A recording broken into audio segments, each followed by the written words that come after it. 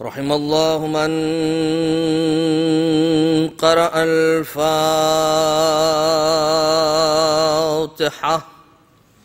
بسم الله الرحمن الرحيم.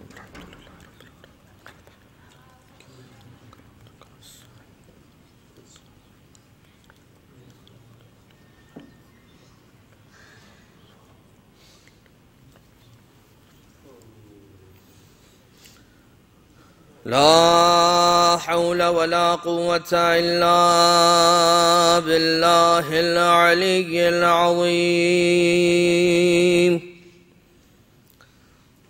حسبنا الله ونعم الوكيل،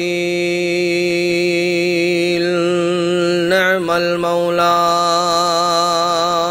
ونعم النصير. أعوذ بالله من الشيطان اللعين الرجيم. بسم الله الرحمن الرحيم. حمدا لك يا ذا الجود والإحسان والفضل والطول والامتنان، وصلاة وسلاما على من لا ينطق عن الهوى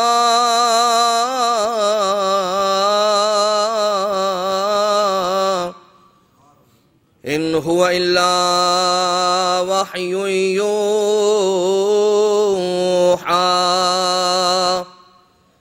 حبيب قلوبنا وشفيع ذنوبنا وطبيب نفوسنا، مولانا ومولى الثقلين، جد الحسن والحسين، أبي القاسم المصطفى محمد.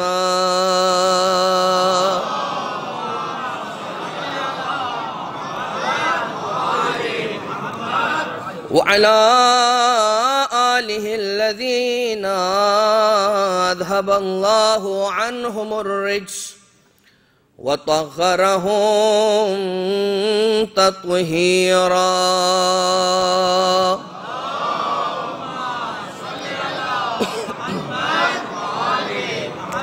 لا سيما على الإمام المنتظر والحجة الثاني عشر، واللعنة الدائمة الباقية على أعداء الدين أجمعين من الأزل إلى قيام يوم الدين.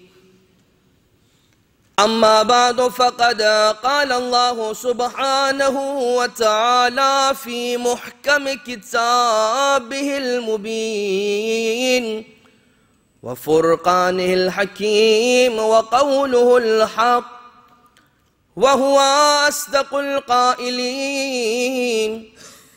بسم الله الرحمن الرحيم. أطيعوا الله وأطيعوا الرسول وأولي الأمر منكم. درود.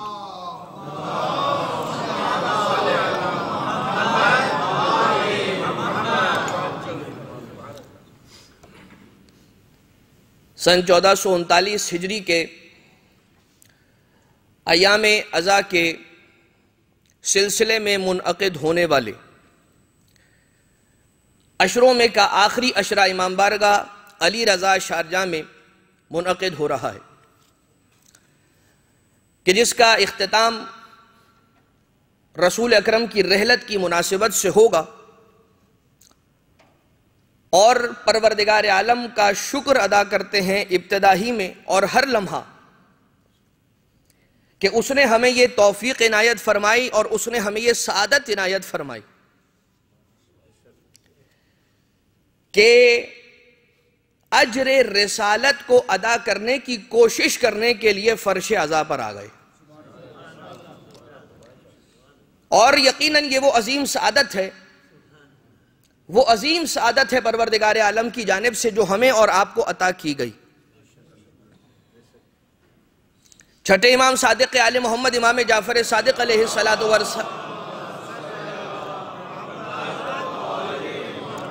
السلام کا یہ ارشاد مبارک ہے۔ مولا یہ فرماتے ہیں شیعتنا خلقوا من فاضل طینتنا، کہ ہمارے جو شیعہ ہیں، ہمارے جو ماننے والے ہیں، ہمارے گروہ سے جن کا تعلق ہے، یہ وہ ہیں کہ جنہیں ہماری ہی مٹی کے بچے ہوئے خمیر سے پیدا کیا گیا۔ پہلے جملے کے اندر مولا نے فضیلت بیان کی، دوسرے جملے کے اندر یا اسی جملے کے بقیہ آدھے حصے کے اندر اس کی دلیل پیش کی۔ پہلا حصہ کیا ہے؟ شیعتنا خلقوا من فاضل طینتنا، ہمارے شیعوں کو وعلیکم السلام ہماری ہی خمیر کی بچی ہوئی مٹی سے پروردگار عالم نے خلق کیا۔ تو اس کا اثر کیا ہے وہ اس حدیث کے اگلے حصے کے اندر ہے، یفرحون بفرحنا ویحزنون بحزننا، یہ ہماری خوشی میں خوش ہو جاتے ہیں، ہمارے غم میں غمگین ہو جاتے ہیں۔ ان کی کوئی خوشی نہیں، ان کا کوئی غم نہیں، ہماری خوشی میں خوش ہوتے ہیں، ہمارے غم میں غمگین ہو جاتے ہیں۔ یہ ہے خوشی اور غم کا معیار عزیزو۔ تو ہم اور آپ جو پہلے دن سے، جب سے محرم کا چاند افق عالم پر نمودار ہوا تھا، تب سے ہم اور آپ فرش عزا پر آ کر بیٹھ گئے۔ مگر عزیزو یہ بات یاد رکھیے گا، ہم اور آپ فرش عزا پر آ کر بیٹھ گئے نا، تو ہم اور آپ انسان ہیں کہ جو فرش عزا پر آ کر بیٹھ گئے۔ ہم اور آپ انسان جو فرش عزا سجاتے ہیں، اس میں ہم انسانوں کے علاوہ بھی بہت ساری مخلوقات آ کر شرکت فرماتی ہیں، مگر وہ خاص مخلوقات کے جن کا تعلق چاہے جنات سے ہو، چاہے فرشتوں سے ہو، چاہے ملائکہ سے ہو، چاہے ملائکہ مقربین سے ہو، ان کا اپنا انداز ہے عزاداری حسین کا۔ اور اگر کسی کے دل کی آنکھیں اور دل کے کان کھل جائیں، پروردگار عالم جیسا خود مولا کائنات حل علیہ مشکلات امیر ممکنات علی ابن ابی طالب علیہ السلام نے فرمایا، مومن کی 4 آنکھیں ہوتی ہیں۔ خود یہ حدیث ہے، اپنی جانب سے نہیں، حدیث ہے مولا کی، فرماتے ہیں کہ مومن کی 4 آنکھیں ہوتی ہیں، 2 ظاہری آنکھیں، 2 دل کی آنکھیں۔ اگر وہ 2 دل کی آنکھیں جو ہیں اگر وہ کھل جائیں، ہم اور آپ کبھی مصیبت پر رونے والے، مصیبت پر گریہ کرنے والے کسی ایسے خاص عاشق حسین کو دیکھتے ہیں۔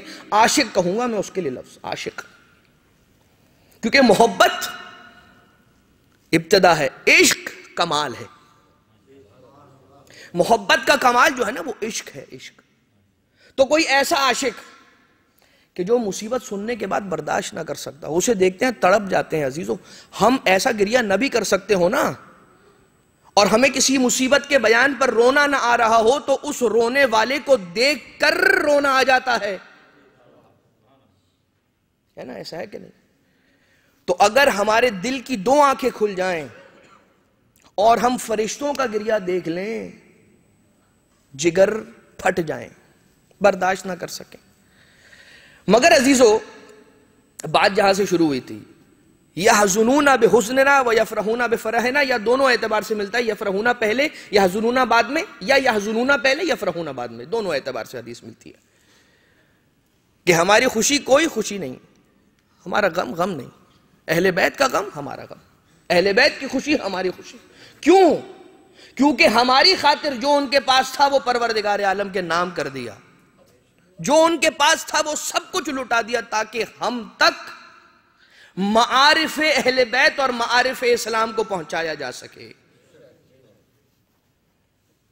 معارف اسلام یہ ہمارا انشاءاللہ آج سے لے کر چند دنوں تک کے لیے، یا یہ کہہ لیجئے اس عشرے کا عنوان معارف اہل بیت۔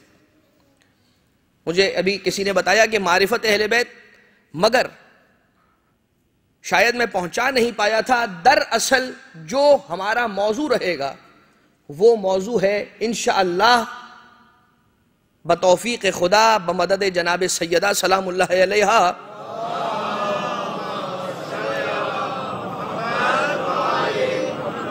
معارف اہل بیت، اور یہ معرفت اہل بیت سے جدا ہے، کیونکہ معرفت اہل بیت کو پہچاننا. معرفت اہل بیت کسے کہتے ہیں؟ معرفت اہل بیت کہتے ہیں اہل بیت کو پہچاننا. معارف اہل بیت ان تعلیمات کو کہتے ہیں کہ جن کی پہچان اہل بیت نے کروائی ہے. اور یہ فرش ازا ان معارف کو اہل بیت علیہ السلام کے ذریعے سے ان سے لے کر ان کے چاہنے والوں تک پہنچانے کا ذریعہ ہے. یہ فرش ازا. لہٰذا یہ جو فرش ازا ہے نا، اور دیکھیے آخری اشرا بھی ہے، اس کے بعد اس تسلسل کے ساتھ ہم فرش ازا پر حاضر نہیں ہو پائیں گے. یہ فرصت غنیمت جانیے گا، خاص طور سے یہ آخری 10 دن، کہ یہ پروردگار عالم نے ایک بہانہ دے دیا کہ ہم دوڑے دوڑے چلے آتے ہیں فرش ازا پر روزانہ. پھر یہ فرصت نہ ہوگی، پھر ہم فرش ازا پر تو آئیں گے مگر اس تسلسل اور اس کنٹینیوٹی کے ساتھ نہیں. لیکن چونکہ فرش ازا وہ وسیلہ اور وہ ذریعہ ہے کہ جس پر آنے والے کو اہل بیت کی تعلیمات ملتی ہیں، اس فرش ازا کی فضیلت پر بھی انشاءاللہ روزانہ کوئی 1 یا 2 حدیث یا کوئی ایسی حکایت یا کوئی ایسا واقعہ ابتدائے مجلس میں ضرور عرض کرنے کی کوشش اور سعادت حاصل کی جاتی رہے گی. میں نے اس بات کو ضروری سمجھا آخری ایام مجلس کے کچھ ایسی باتیں فرش ازا کے حوالے سے، کیونکہ فرش ازا خود ایک مستقل اپنا عنوان رکھتا ہے. فرش ازا فقط فرش ازا، فقط اگر فرش ازا پر نظر کیجئے اور اسے سمجھنا چاہیں تو وقت درکار ہے عزیزو کہ دراصل فرش ازا کیا ہے. جب فرش ازا حسینی اتنی فضیلت رکھتی ہے تو سوچئے ازا حسینی کی کیا فضیلت ہوگی، اور ازا حسین کی یہ فضیلت ہے تو سوچے امام حسین کی کیا فضیلت ہوگی. کہ ایک آنسو بہانے کے ثواب میں جنت الفردوس پروردگار عالم ہدیہ کرتا ہے اپنے اس رونے والے کو. انشاءاللہ آنے والے دنوں میں یہ بات بھی آپ کی خدمت میں گوش گزار کرنے کی سعادت حاصل ہوگی. کوشش کی جائے گی انشاءاللہ کہ اس ایک سوال کا بھی جواب دیا جائے، کیونکہ اب دور وہ آ گیا ہے کہ سوالات کی بوچھاڑ ہے، اور سوالات کی بوچھاڑ جتنی باہر والوں کی جانب سے اس سے زیادہ اندر والے ہمارے اپنے وہ سوالات لے کر آ رہے ہیں، اور وہ اس چیز کو نشانہ بنا کر سوال کر رہے ہیں کہ جس کی ہم اور آپ امید بھی نہیں رکھتے کہ یہ ہوگا اور اس بارے میں ایسا سوال کرے گا، یہ تو کبھی نہ سوچا تھا. مگر اب سوالات ہو رہے ہیں، اور یہ یہاں کا فرض ہے اور ذمہ داری ہے، فرش ازا کی بھی اور منبر حسینی کی بھی، کہ ان سوالات کے جوابات کو یہاں سے ڈیلیور کیا جائے. مگر عزیزان محترم یہ بات یاد رکھیے گا کہ انسان کی کوئی حیثیت نہیں ہے من حیث طالب علم. یہاں اس منبر سے اس فرش ازا پر اب تک آپ نے بڑے علماء کرام، معتمد علماء کرام اور سینئر علماء کرام کو سنا ہے.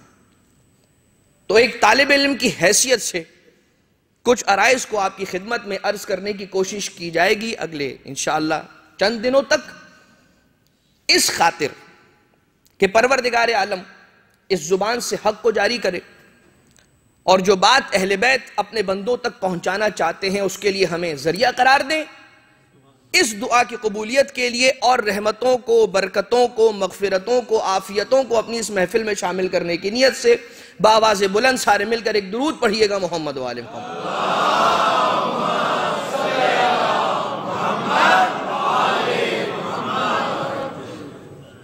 تو آج ابتدا میں پہلے فرش ازا کے بارے میں ایک معروضہ سنیے گا، اور اس کے بعد پھر ہم اپنے آج کی اس تمہیدی گفتگو کے اندر تھوڑا سا، چونکہ ہم نے اپنے اس عنوان کو آج آپ کے لیے واضح کر دینا ہے، آج مقدمہ فراہم ہو جائے، آج پری فیس ہو جائے، تاکہ اسی بنی ہوئی بنیاد پر آگے انشاءاللہ 9 دنوں تک آپ کی خدمت میں اس کو عرض کیا جاتا رہے. فرش عزائے حسینی. عزیزان محترم، اب میں اس وقت فی الحال زمین کی بات کروں گا.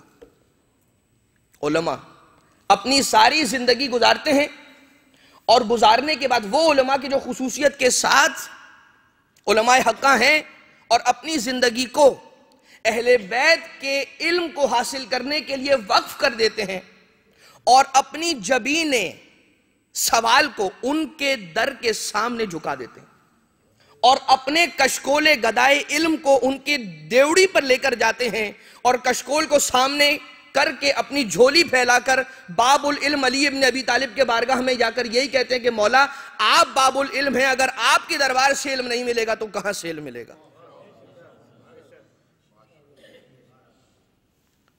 ایک عالم کا نام ملتا ہے، صاحب تفسیر المیزان، سید محمد حسین طباطبائی، آیت اللہ اپنے دور کے، اور تفسیر لکھنے سے پہلے 40 دن روزہ رکھا، 40 راتیں عبادت کی. نیت کر لی تھی اچھا یہ تفسیر المیزان ہے کیا چیز. بات فرش عزا کے بارے میں ہو رہی ہے، لیکن تھوڑا سا مقدمہ ان کے بارے میں بھی سنیں کہ جن سے یہ ابھی عمل جو صادر ہونے والا ہے، جس میں فرش عزا کی فضیلت اجاگر کی گئی ہے ان کی جانب سے، وہ سمجھ میں آ جائے کہ وہ خود کیا حیثیت رکھتے ہیں.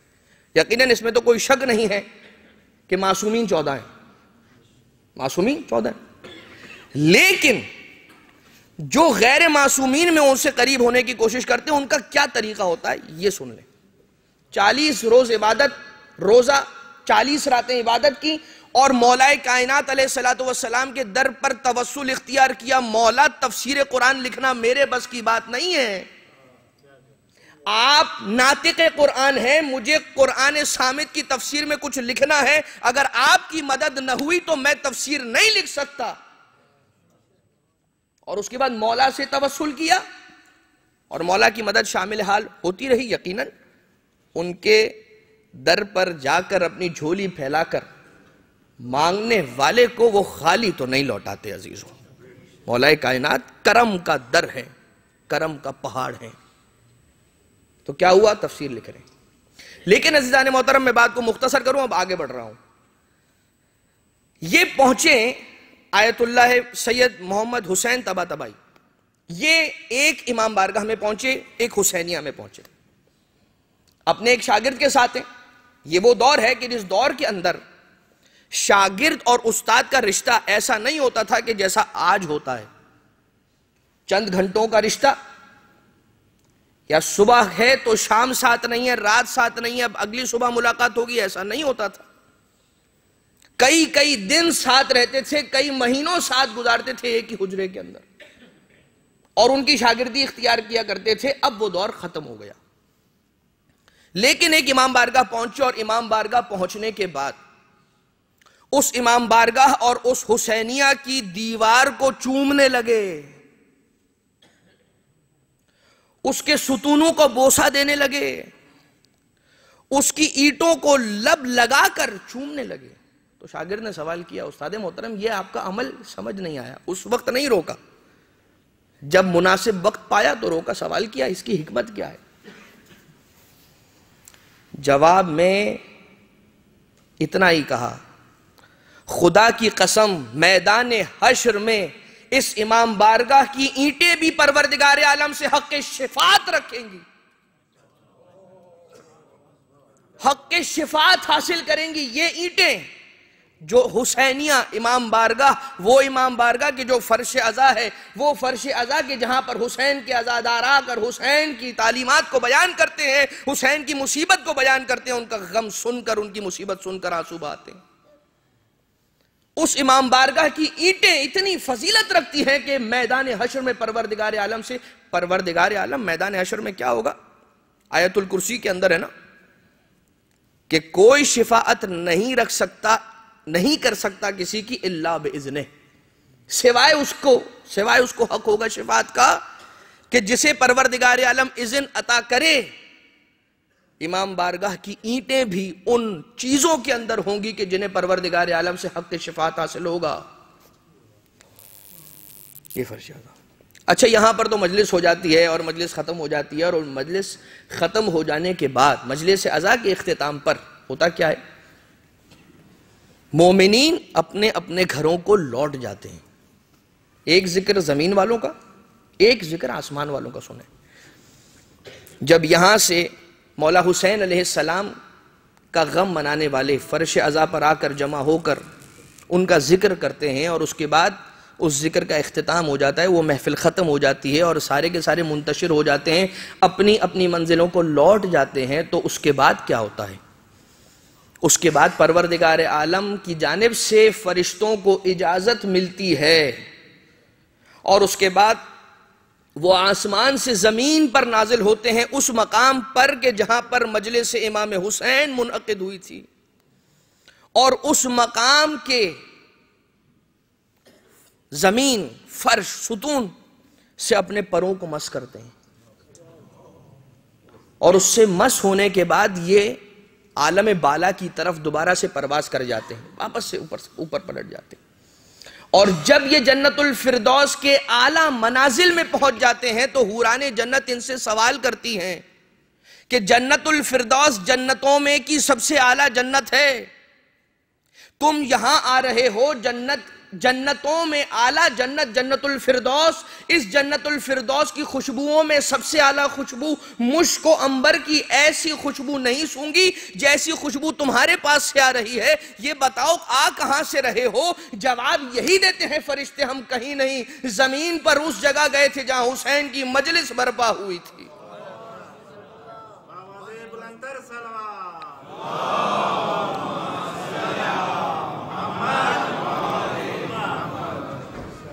بس عزیزو، یہ کوئی عام مقام نہیں ہے. آنے والے دنوں کے لیے اور کلام معصوم موجود ہے کہ جو انسان کو اس بات کی طرف باور کراتا ہے کہ یہ فرش عزا کیا فضیلت رکھتی ہے، اور یہی وہ مقام ہے کہ جہاں سے معارف اہل بیت پروان چڑھتے ہیں اور انہیں پھیلایا جاتا ہے، منتشر کیا جاتا ہے، لوگوں کے درمیان، لوگوں تک پہنچایا جاتا ہے. دراصل معارف اہل بیت کا جو عنوان ہے، معرفت امام کی، معرفت امام کو پہچاننا، معارف اہل بیت وہ تعلیمات، وہ علم کہ جو امام علیہ السلام نے عطا کیا. دراصل پروردگار عالم نے انسان کو بہت ساری نعمتیں عطا کی ہیں، بہت ساری نعمتیں ہمیں اور آپ کو دیں اور نعمتوں سے مالا مال کیا. بہت ساری نعمتیں، ایک نعمت وجود ہے، ایک نعمت علم ہے، ایک نعمت ہدایت ہے، مگر ایک بہت بڑی نعمت ہے نعمت وجود، کہ اگر یہ نعمت ہمیں عطا نہ ہوتی تو ہم ہوتے ہی نہیں. وجود دیا اللہ نے، وادی عدم میں زندگی گزارتا تھا، پروردگار عالم نے مجھے وادی وجود میں بھیجا، میں نہیں تھا اور ہوا. ہم اور آپ نہیں تھے اور ہوئے. پروردگار عالم نے ہمیں وجود بخشا، نہ عطا کرتا وجود. اگر ہمیں وجود نہ دیتا پروردگار عالم تو کوئی سوال کر سکتا تھا؟ جو ہو ہی نہ وہ سوال کیسے کرے گا؟ میں تو تھا ہی نہیں، مجھے رب ذوالجلال نے وجود عطا کیا، نہیں تھا اور ہوا.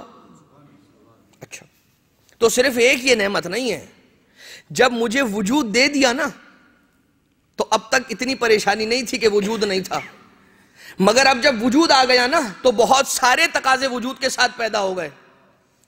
اب جو وجود رکھنے والا یہ ایک موجود ہے، یعنی کہ میں، اسے ہوا بھی چاہیے، اسے رزق بھی چاہیے، اسے لباس بھی چاہیے، اسے شفقت، پیار، محبت کرنے والی ماں بھی چاہیے، اس کی کفالت کرنے والا باپ بھی چاہیے.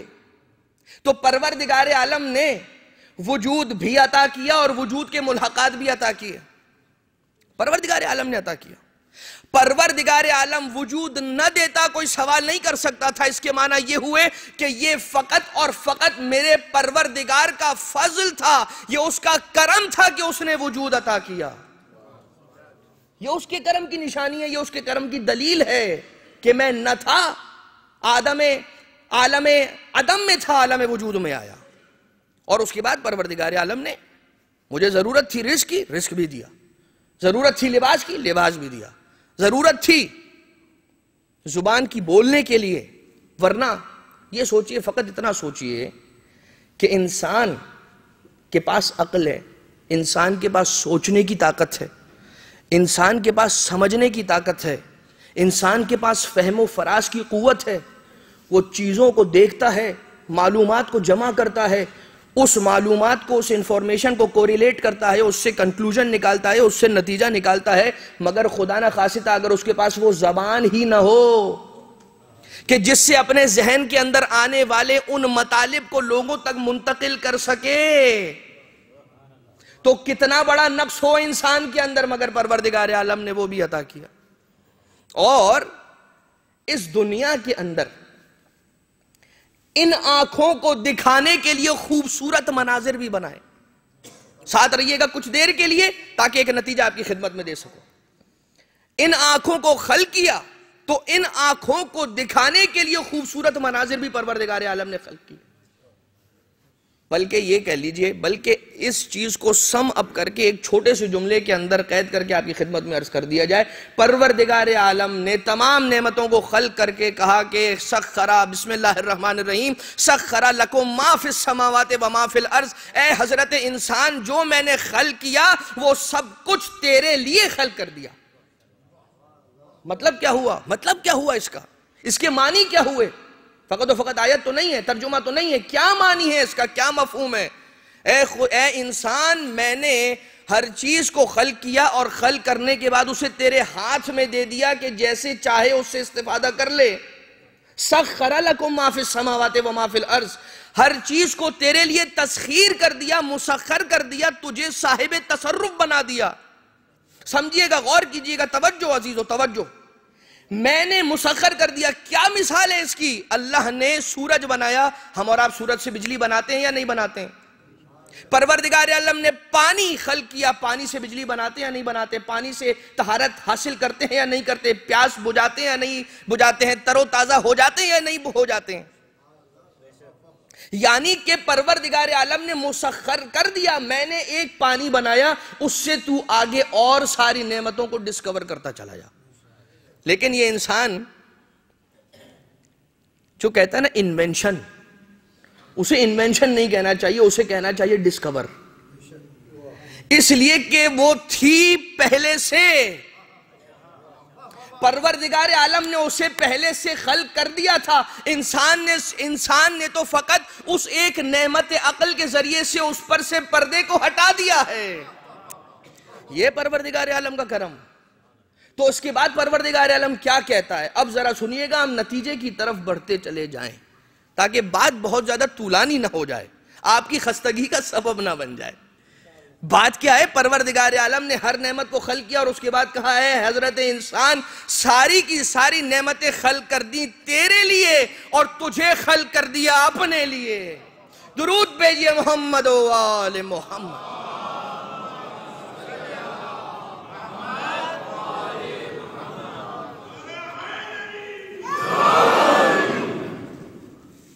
میں نے ساری نعمتوں کو خلق کیا تیرے لیے اور تجھے خلق کیا اپنے لیے۔ اچھا، تو یہ جو پروردگار عالم نے ہمیں اور آپ کو اپنے لیے خلق کیا ہے، تو کیا کوئی پروردگار عالم کا اس میں پرسنل انٹرسٹ تھا؟ کیا کوئی پرسنل گین تھا؟ نہیں، کچھ بھی نہیں۔ کیا اس لیے پروردگار عالم نے خلق کیا کہ میں چاہتا ہوں کہ کوئی ہو کہ جو میری عبادت کرے؟ نہیں نہیں نہیں، یہ اگرچہ یہ اور بات ہے کہ قرآن کریم کی وہ آیت کہ بسم اللہ الرحمن الرحیم وما خلقت الجن والانس الا لیعبدون، میں نے خلق نہیں کیا انسانوں کو اور جنات کو سوائے اس کے کہ وہ عبادت کریں۔ تو اگر ہم عبادت کرتے ہیں تو اس سے پروردگار عالم کو کوئی فائدہ ہوتا ہے؟ یعنی کہ ساری نعمتیں بنائی ہمارے فائدے کے لیے، اس کے بعد اگر کہا عبادت کرو تو وہ بھی ہمارے فائدے کے لیے۔ کیسے؟ پروردگار عالم نے ہمیں وجود بخشا، اس وجود کو جو چاہیے تھا، جو اس کی احتیاج تھی، جس چیز کا یہ محتاج تھا، وہ اللہ نے اسے عطا کیا۔ اور اس کے بعد جب بات آئی کہ بار الہا تو نے ہم سے شکر کا تقاضا کیا اور تو نے ہم سے عبادت گزاری یعنی تعبد کا اور غلامی کا، یا یہ کہہ لیجئے کہ میری بات مانو، اس بات کا تقاضا کر دیا جو خود ہمارے ہی فائدے میں ہے۔ پروردگار عالم نے جو اگر کہا ہے کہ جیسا میں کہہ رہا ہوں ویسا کرو، تو یہ تو پروردگار عالم کو تو اس سے کوئی فائدہ نہیں ہے، ہمیں اور آپ کو فائدہ ہے نا عزیزو۔ تو یہاں پر خدا کیا کہہ رہا ہے؟ وجود دیا میں نے، نعمتیں عطا کی میں نے، علم عطا کیا میں نے، ہدایت دی میں نے، ہدایت کے لیے ہادی بھیجنا تھا، کوئی نبی بھیجنا تھا، میں نے بھیجا، امام کا موقع آیا، امام بھیجنے کا موقع آیا، امام میں نے بھیجا۔ یعنی کہ دین کا جو ورک آؤٹ تھا یا کورس ورک آؤٹ تھا یا جو کریکولم تھا یا جو کوئی بھی شریعت اسلامیہ کی حدود تھیں، یہ ساری کی ساری حدود بھی میں نے تیار کی۔ وجود بھی میں نے دیا، دنیا میں میں نے تجھے بھیجا، تو نہیں تھا۔ اس کے بعد پروردگار عالم چاہتا تھا کہ تو اچھی زندگی گزارے، تو پروردگار نے کہا کہ اس راستے پر چلو جو ٹھیک ہے، اس راستے پر چلو جو نہیں چلو جو غلط۔ تو اس کا تقاضا یہ تھا کہ کوئی ہادی بھیجا جائے، وہ ہادی بھی میں نے بھیجا، اس ہادی کے ساتھ کتاب بھی میں نے بھیجی، دین بھی میں نے بھیجا۔ تجھ سے فقط ایک چیز کا مطالبہ کیا ہے، اے انسان، اے میری مخلوق، اے میرے بندے، سب کچھ میں نے تجھے عطا کیا، تجھ سے اس کے عوض کچھ نہیں مانگا، صرف یہ مانگا ہے کہ جو میں کہہ رہا ہوں وہ کرتا چلا جا، جیسے جیسے میں تجھے حکم کرتا جاؤں اس حکم کو مان کر اس راستے پر چلتا چلا جا۔ اس کے بعد نتیجہ کیا ہے؟ نتیجہ یہ ہے کہ میں جنت کی ضمانت لیتا ہوں اگر اس راستے پر چلے گا۔ انسان کو کرنا کچھ نہیں ہے، صرف تعبد، صرف یہ کہ وہ مانتا چلا جائے جو پروردگار عالم کہہ رہا ہے۔ لیکن عزیزان محترم، ایک انسان کہ جس نے کبھی کسی نبی کا نام نہ سنا ہو، نبی کا ذکر نہ سنا ہو، کسی امام، کسی ولی کا ذکر اس نے نہ سنا ہو، تو وہ پروردگار عالم تک کیسے پہنچے گا؟ یہ سوال تو ہو سکتا ہے نا، وہ کیسے پہنچے گا؟ وہ آفاق کو دیکھے گا، وہ اپنے گرد اس دنیا کو دیکھے گا، وہ اس دنیا کی نعمتوں کو دیکھے گا، وہ اپنے نفس کی جانب دیکھے گا، وہ ان بلند و بالا پہاڑوں کو دیکھے گا، وہ اس بغیر ستون کے بنے ہوئے آسمان کو دیکھے گا، وہ آسمان سے برستی ہوئی بارش کو دیکھے گا، وہ چلتی ہوئی ہواؤں کو دیکھے گا، وہ اپنی قبول ہوتی ہوئی دعاؤں کو دیکھے گا، ڈوبتے ہوئے ایک سہارا، ایک امید اس کے دل کے کسی کونے میں موجود ہوگی کہ جس پر وہ سہارا لے کر اب بھی امید رکھے گا کہ اس سیلاب یا اس دریا میں کہ جہاں پر کشتی ٹوٹ چکی ہے، میں ڈوبنے کے قریب ہوں، اب بھی کوئی ایک سہارا ہے کہ جو مجھے بچا سکتا ہے، بس اسی کا نام ہے رب ذوالجلال، خدا بند متعال۔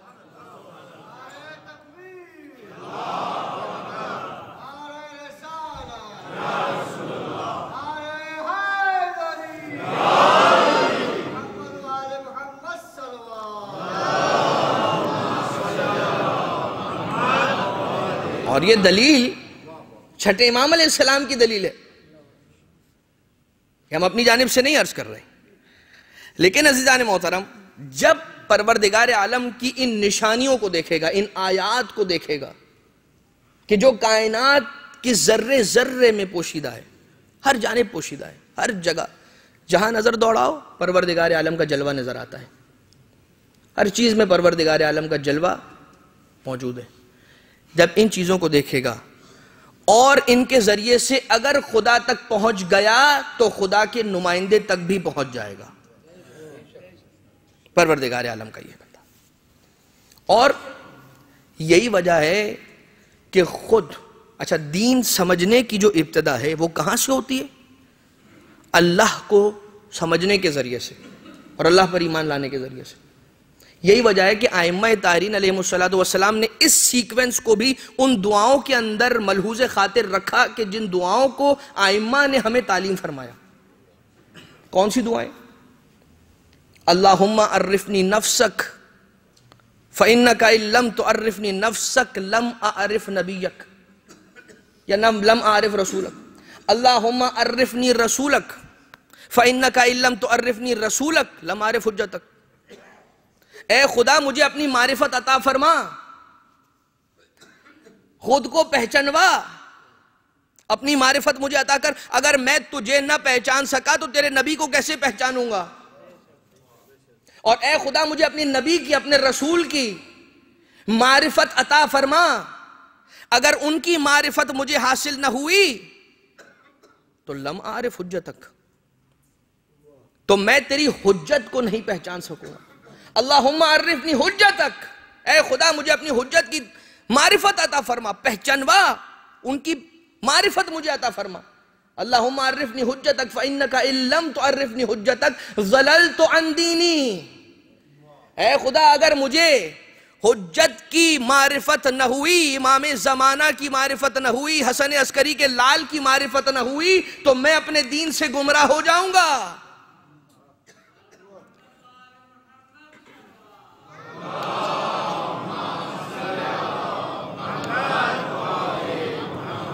اور اگر میں اپنے دین سے گمراہ ہو گیا، اللہ کو تو مانتا ہوں، نبی تک بھی پہنچ گیا لیکن حجت تک نہ پہنچ سکا، تو اللہ والا تو تھا مگر مقبول نہیں ہوگا، قبول نہیں کیا جائے گا. کیوں؟ حضرت ابو الحسن غریب الغرباء شمس الشموس حضرت آقا علی ابن موسیٰ الرضا علیہ السلام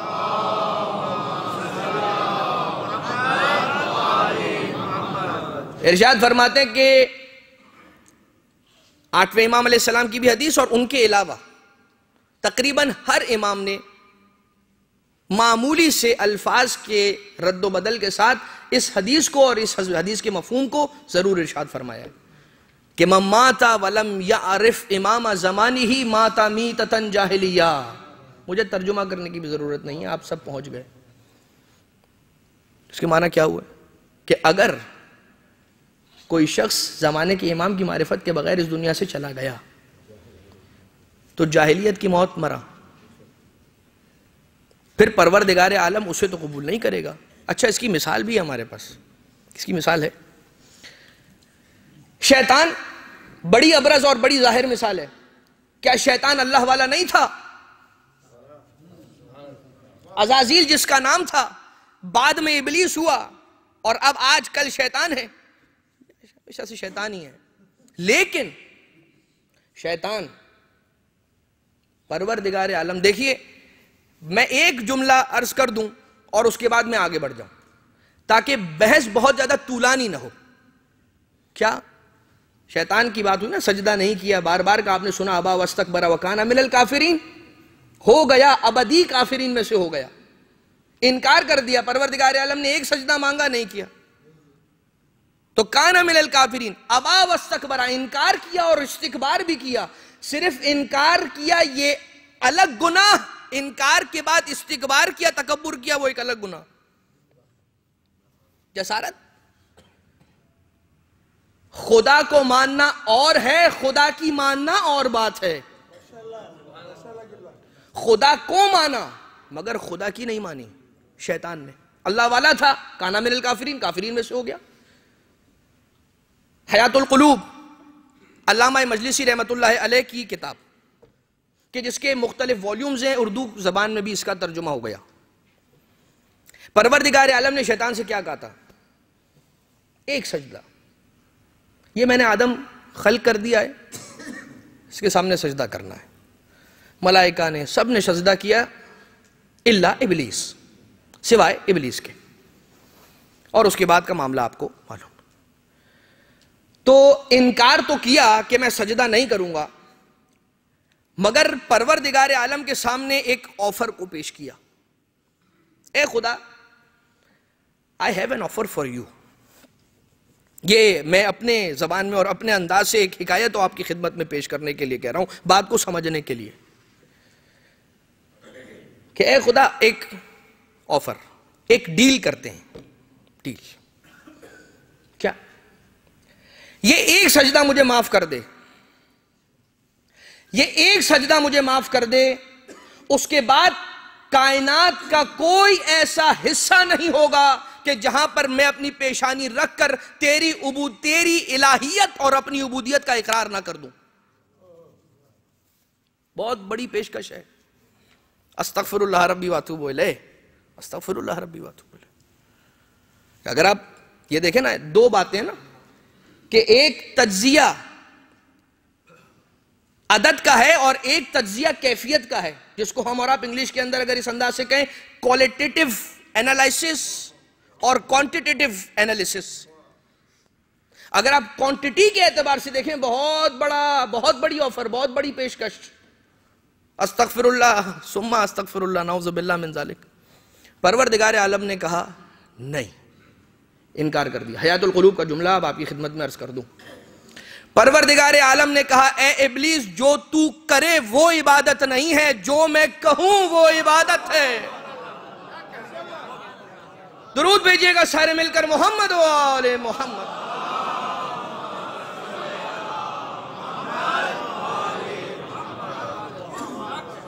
عبادت اپنی مرضی کو مسلط کرنے کا تو نام نہیں ہے نا عزیزو. اپنی مرضی کو مسلط کرنے کا نام عبادت ہے کیا؟ نہیں. عبادت ہے کہ اس رب ذوالجلال کے بندے بن جاؤ، اس کے عبد بن جاؤ، عابد کہلاؤ.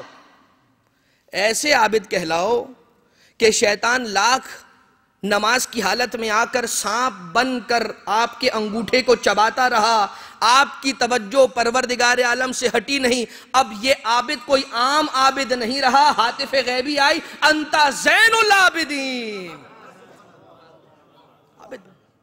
عبدیت، عبودیت کی منزل پر پہنچ جاؤ. تو عبادت اس کا نام نہیں.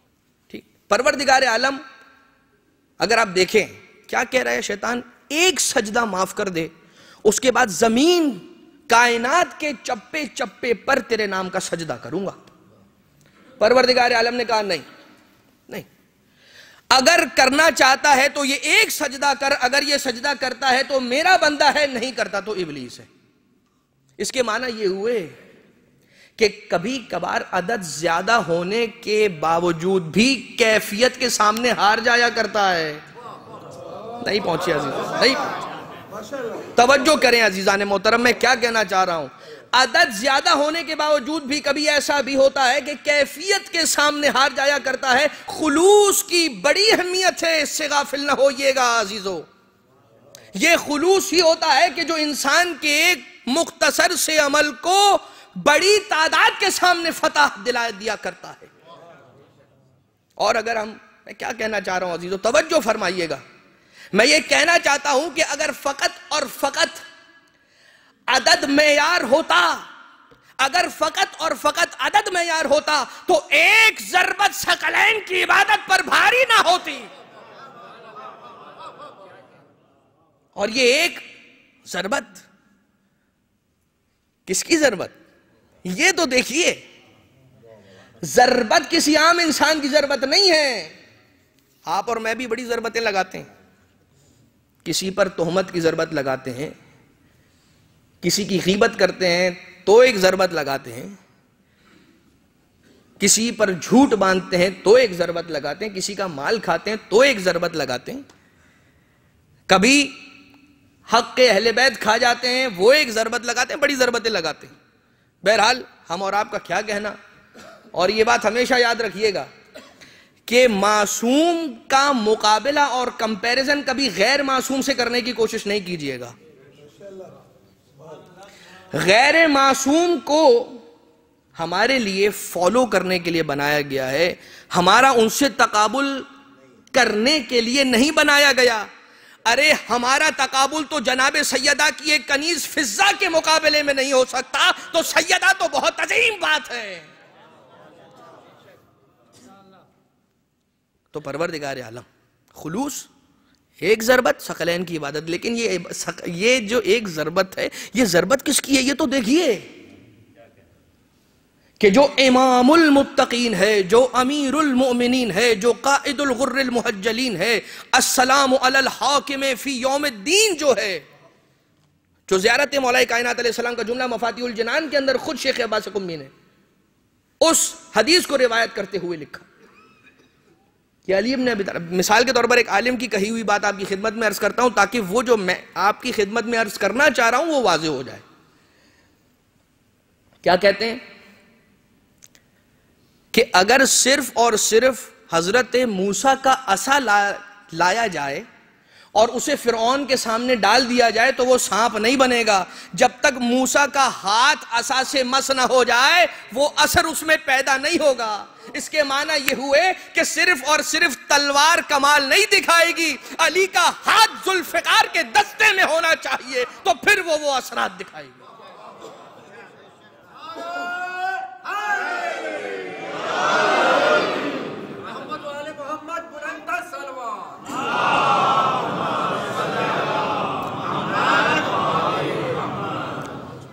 بس عزیزو، اس مولا کی اس فضیلت کو میں یہاں اس لیے روک رہا ہوں کہ انشاءاللہ آنے والی مجالس کے اندر اس فضیلت کا تفصیل کے ساتھ بیان ہے.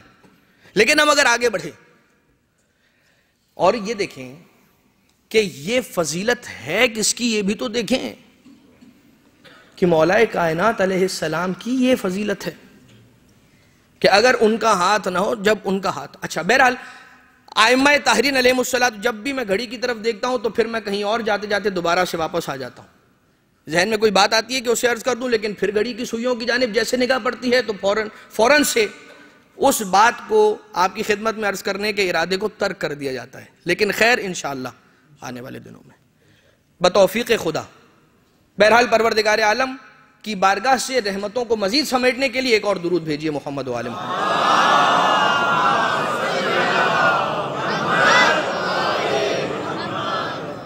تعارف کروایا ہے پروردگار عالم نے، تعارف کروایا ہے. کیا بات ہے؟ خدا کو مانو، خدا کی بھی مانو. اچھا، یہاں پر شیطان کیا کہہ رہا ہے؟ ایک سجدہ معاف کر دیں. خدا نے کہا نہیں، ایک بات یاد رکھنا، صرف مجھے ماننا کافی نہیں ہے. تو مجھے تو مان رہا ہے مگر میں جسے منوا رہا ہوں اسے تو نہیں مان رہا ہے.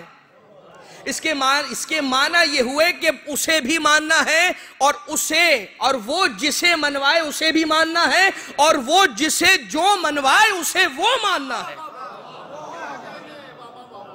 کیا ہوا؟ کیا ہوا؟ پروردگار عالم نے اپنا دین خلق کیا، ہم نے پروردگار عالم کی وحدانیت کا اقرار کیا. وہی جو بات ابتدا ہوئی، جہاں سے جس بات کی ابتدا ہوئی تھی، کہاں سے؟ کہ وہ پروردگار عالم کی آیتوں اور نشانیوں کو دیکھ کر جب پروردگار عالم تک پہنچے گا اور اس کی وحدانیت کا اقرار کر لے گا، جب اس کی توحید کا کلمہ پڑھ لے گا تو اس سے اگلا کلمہ پڑھوایا جائے گا محمد رسول اللہ.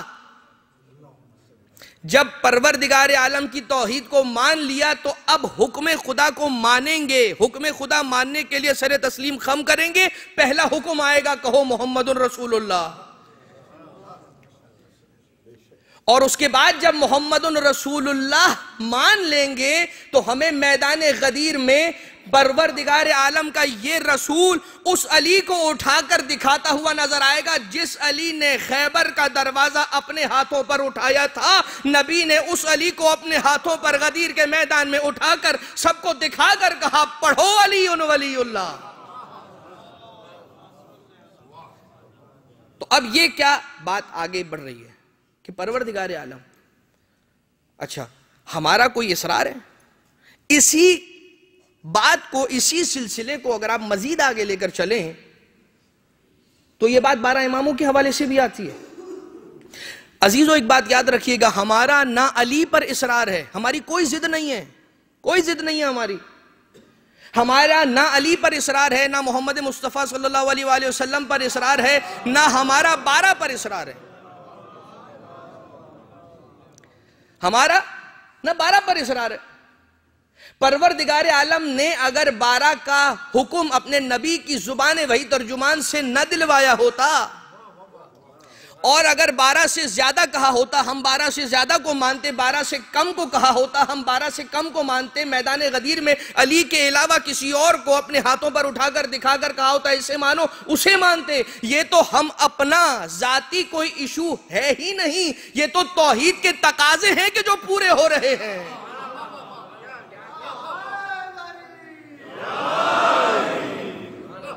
یہ تو توحید کے تقاضے ہیں جو پورے ہو رہے ہیں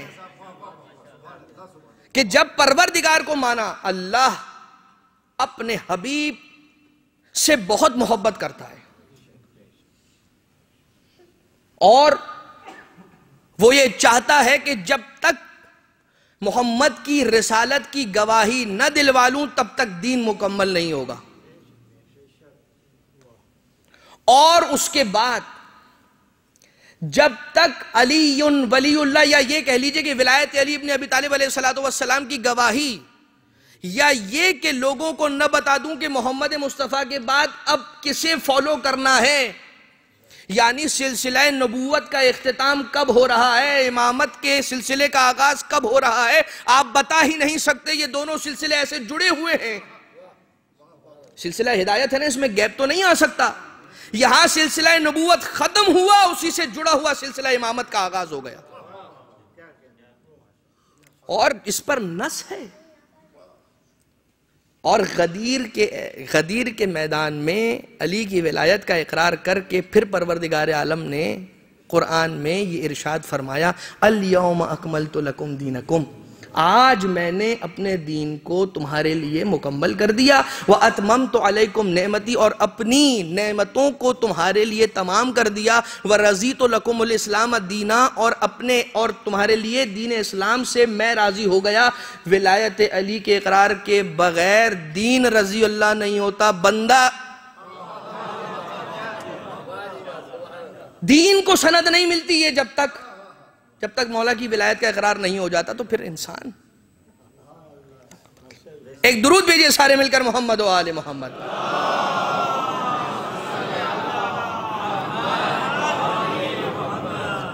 اور یقین جانیے کہ کوئی اصرار نہیں، پروردگار عالم اپنے حبیب کے ذریعے سے، اچھا یہ 12 امام یا یہ 14 معصومین علیہ السلام، کیا ان کے بارے میں قرآن کریم کے اندر بھی کوئی ایسی نص آئی ہے کہ جس سے ہم کہہ سکیں کہ یہ شان معصومین میں ہے؟ بہت ساری آیتیں، بلکہ یہ کہہ لیجئے کہ قرآن ہے قصیدہ آل رسول کا۔ کیا قرآن پڑھ رہا ہے قصیدہ رسول کا اور آل رسول کا؟ کیا کہا تھا ابلیس ہی کی بات کو جوڑتے ہوئے، اور پھر اس کے بعد ربط مصائب اور مصیبت، یہ وقت اپنے اختتام کو پہنچ گیا۔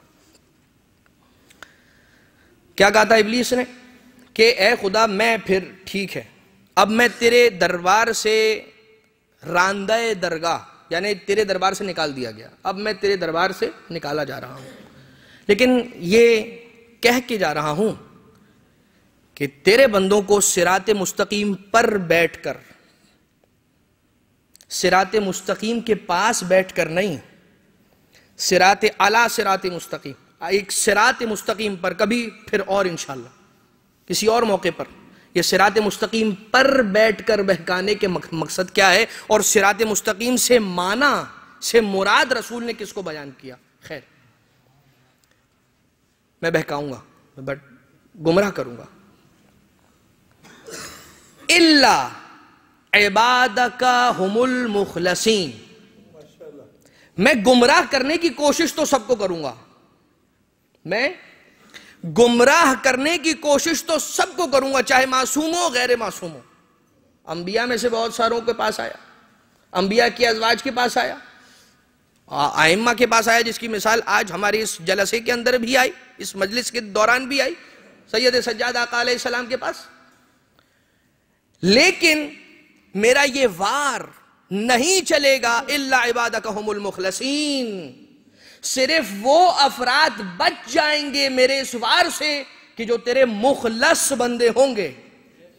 عزیزو غور کیجئے گا، توجہ، مخلص بندے، اس آیت میں قرآن کریم میں مخلص نہیں لکھا ہے۔ کچھ لوگ یہ ترجمہ کرتے ہیں کہ تیرے مخلص بندے، نہیں، مخلص ترجمہ نہیں ہے اس کا، اس لیے کہ مخلص میں اور مخلص میں بڑا فرق ہے۔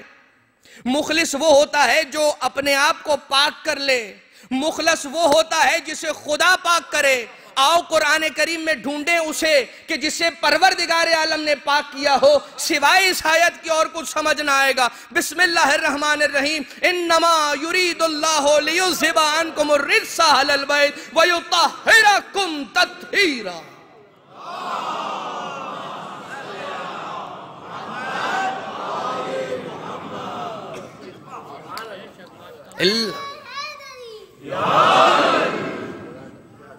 اللہ عبادک ہم المخلصین، سوائے تیرے وہ بندے کہ جنہیں تو نے پاک کیا ہے، جن کو پاک کیا گیا ہے، اور ایسے پاک کیا گیا کہ جیسے پاک کیے جانے کا حق تھا۔ یہ تو وہی سمجھے کہ جس نے پاک کیا، اور وہ سمجھے کہ جس کو پاک کیا گیا۔ جو حق تھا، پاک کیے جانے کا کیا حق تھا، اور آپ کیا سمجھیں؟ مگر عزیزو، بڑے خوش قسمت ہیں ہم اور آپ۔ جناب سیدہ نے کیا سوال کیا تھا جب اپنے بیٹے کی ولادت پر مظلومیت کو سنا ہے؟ تو یہ نہیں پوچھا ہے کہ اے میرے بابا میرے بیٹے کی مدد کون کرے گا، یہ پوچھا ہے میرے بیٹے پر روئے گا کون۔ یہ نہیں پوچھا کہ میرے بیٹے کی نصرت کون کرے گا، پوچھا میرے بیٹے پر روئے گا کون۔ کون؟ حسین۔ کہتے ہیں قمر جلالوی صاحب کا شعر ہے، یا پھر جوش ملی آبادی صاحب کا یہ شعر ہے کہ مانا کہ نماز علوی کی خاطر خورشید سر شام پلٹ آیا تھا، مگر اللہ رے شبیر کے سجدے کی کشش جاتا ہوا اسلام پلٹ آیا تھا۔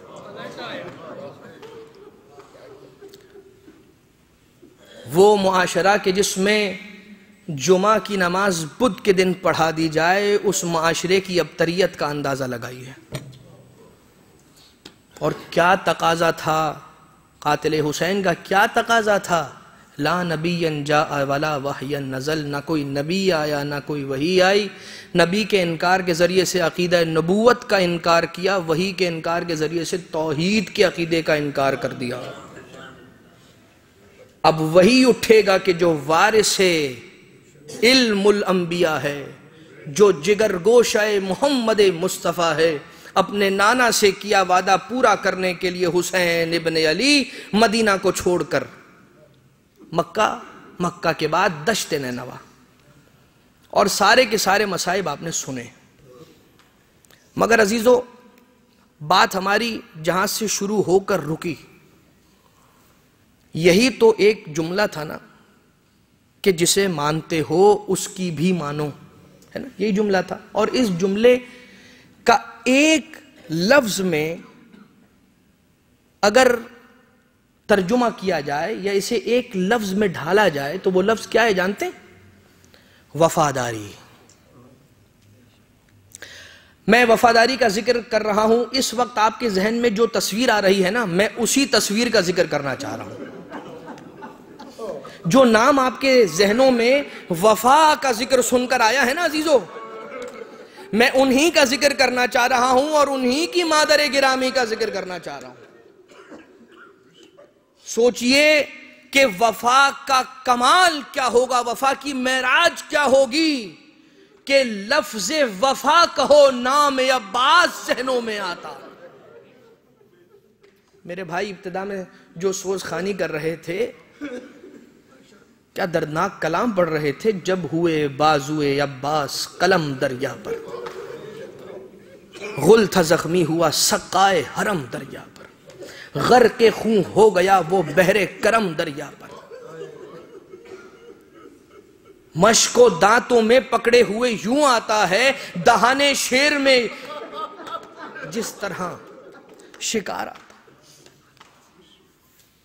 اور اس کے بعد مولا عباس علیہ السلام بچپن ہی سے وفاداری کی بات ہوئی ہے نا، تو وفاداری کی تربیت جس ماں نے دی ہے، اس ماں کا مقام سوچیں، ام البنین پہلا دن ہے مولا کائنات کے گھر میں قدم رکھا ہے، جیسے ہی حسنین کریمین کھڑا ہونا چاہتے تھے، کھڑے ہو کر استقبال کرنا چاہتے تھے نا، تو بی بی نے آگے بڑھ کر بچوں کے سروں پر شفقت سے ہاتھ رکھ کر بٹھا دیا، کہا بیٹا شہزادوں، میں اس گھر میں تمہاری ماں بن کر نہیں، کنیز بن کر آئی ہوں۔ یہ ایک وفا کا ذکر اور ایک اس کا مصداق کہ جو ماں کی وفا ہے وہ بیٹے میں کیسے منتقل نہ ہو۔ اور ماں نے سکھایا، بیٹا عباس، جہاں تمہارے آقا بیٹھے ہو نا وہاں دور قریب ان کے جا کر ادب سے کھڑے ہو جانا سر کو جھکا کر، اور یاد رکھو چلتے میں اپنے آقا سے آگے قدم نہ بڑھانا، وہ آگے آگے چلیں، ان کے قدم پر اپنا قدم رکھ کر آگے بڑھتے چلے جانا۔ اور بیٹا عباس یاد رکھو یہ تمہارے آقا ہیں، میں اس گھر کی کنیز ہوں، کبھی انہیں بھائی کہہ کر نہ بلانا۔ یہ وفا کا درس دے رہی ہیں بی بی، اس کا اثر دیکھیے گا۔ میں آگے آپ کو جہاں تک لے جانا چاہتا ہوں، کیا جملہ، رخصت مولا عباس۔ ایک تو شب عاشور مولا عباس اپنے خیمے میں تلوار پر سیقل کر رہے تھے، اپنی تلوار کو تیز کر رہے تھے، چہرے پر جلال تھا۔ جناب ثانیہ زہرا بنت علی تشریف لے کر آتی ہیں، ایک مرتبہ بلایا توجہ نہ تھی، دوسری مرتبہ آواز دینے پر توجہ نہ ہوئی، آخرکار یہ کہا بھیا ماں زہرا کا واسطہ ہے۔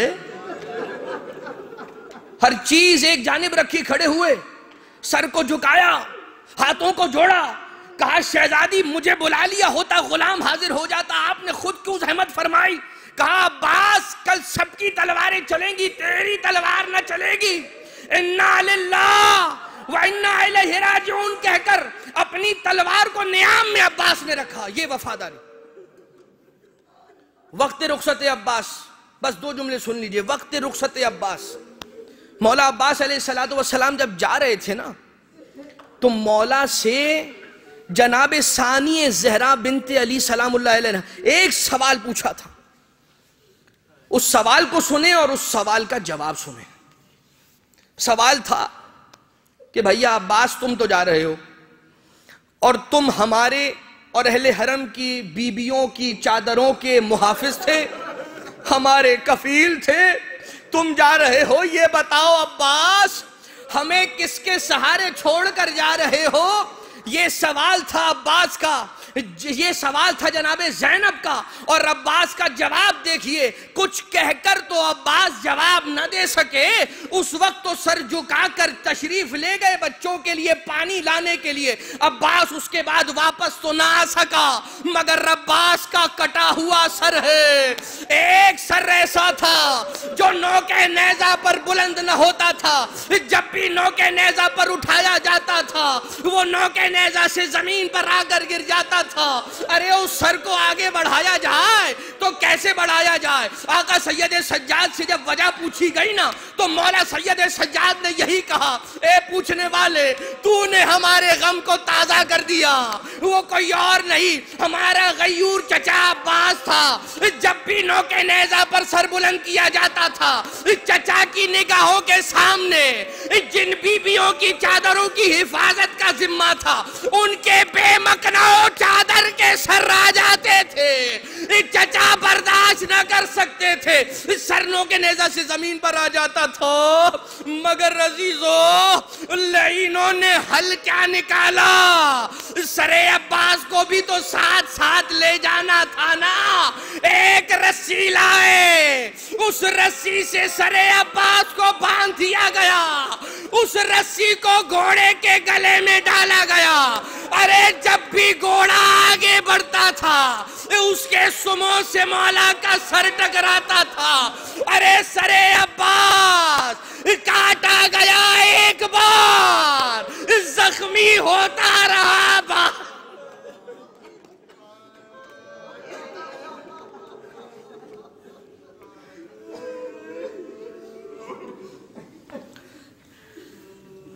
وَلَعْنَةُ اللَّهِ عَلَى الْقَوْمِ الظَّالِمِينَ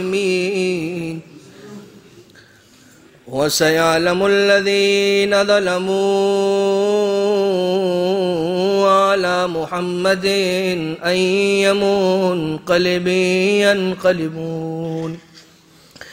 بار الہ ہماری اس عبادت کو اپنی بارگاہ سے مقبول و منظور فرما، ہمارے اس توسل کو قبول فرما۔ فرش عزا پر جو مومنین اور مومنات اپنی حاجات لے کر آئے ہیں، تمام کی حاجات شرعیہ کو روا فرما۔ اے خدا، تمام مشکلات کے حل کے لیے اپنے ولی، اپنی حجت زمانے کے امام کے ظہور میں تعجیل فرما۔ بار الہ مسلسل ایک دعا کروانے کی گزارش کی جا رہی ہے کہ جو بے گناہ اسیر ہیں، پروردگار عالم تجھے مولا سید سجاد اور مولا اسیر بغداد مولا کاظم علیہ السلام کا واسطہ ہے۔ تمام وہ مومنین کے جو بے گناہ اسیر ہیں، تمام کو رہائی نصیب فرما۔ بار الہ منتقم کربلا امام زمانہ علیہ السلام کے سپاہیوں میں ہم سب کا نام شمار فرما۔ اپنے گھروں کے ماحول کو امام کی تعلیمات کے مطابق ڈھالنے کی ہم سب کو توفیق عنایت فرما۔ ربنا تقبل منا انک انت السمیع العلیم وتب علینا انک انت التواب الرحیم۔ ماتم حسین۔